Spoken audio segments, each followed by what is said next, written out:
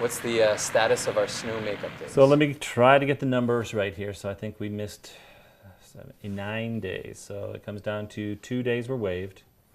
1 day will be a makeup day on March 21st. That will be a gold day since we have missed more gold days, and I think all of our 2-hour delays have been on gold days.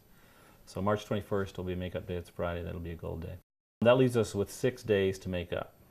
3 of those will be physical days. Those will be June 4th, 5th, and 6th.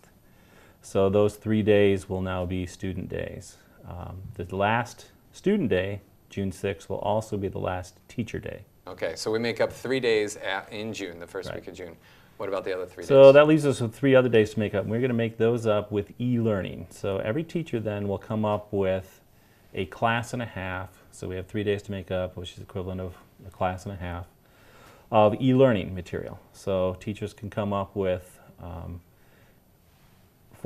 88 minutes plus 44 minutes, and they can divide that up any way they want into e-learning modules. That could be remediation, could be enrichment, could be a standalone assignment, could be an assignment that's integrated in with what is going on in the class at the time.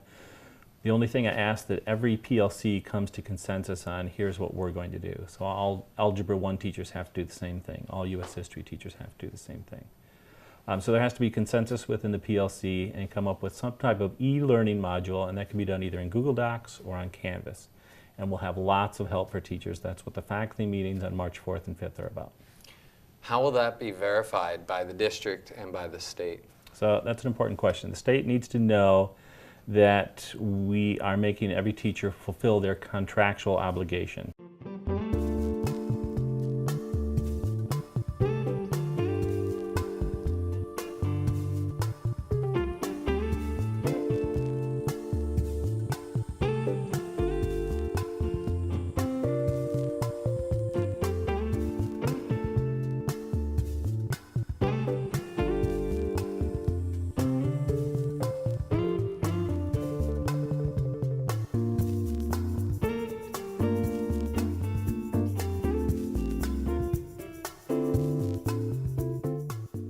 So a good way for teachers to think about this is that's 3 days worth of work.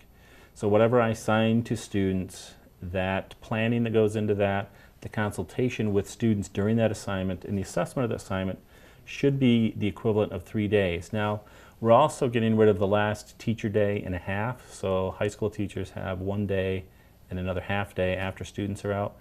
That also has to be incorporated into this e-learning.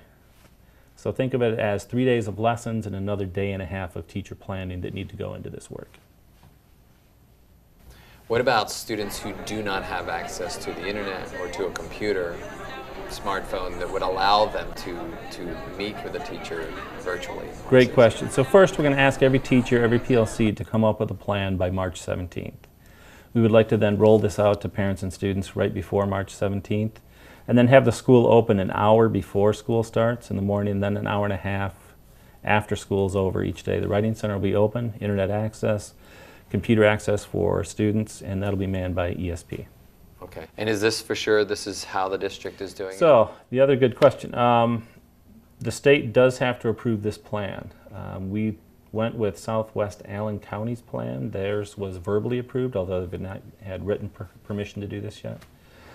So we do have to await state okay for this. We don't think that's going to be a problem at all, so we are moving ahead, and this is our plan. We don't think there will be any roadblocks to that. When will we know?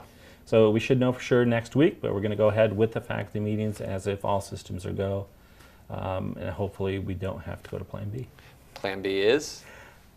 We don't know. We are sure that Plan A will work. So No spring break is, so Plan B wouldn't include spring break at all, right? Spring break is intact, or is that still on the table? No, spring break I don't believe was ever on the table, won't be on the table. If we do have any additional canceled days, I hope we don't, I hope we're out of the woods there, we will go to e-learning for those days as well. This will also be a good start for us in how we could handle snow days in the future. So if this all works out well and teachers can create these lessons, this may be the way we push out lessons for any snow day that happens next year. Yeah, and certainly with Chromebooks coming, Right. it'll certainly get easier to meet students in a place other than in the classroom. Most of our students will be able to do that the day that we push it out. All right, very good. Thanks. Thank you very much. Now back to you.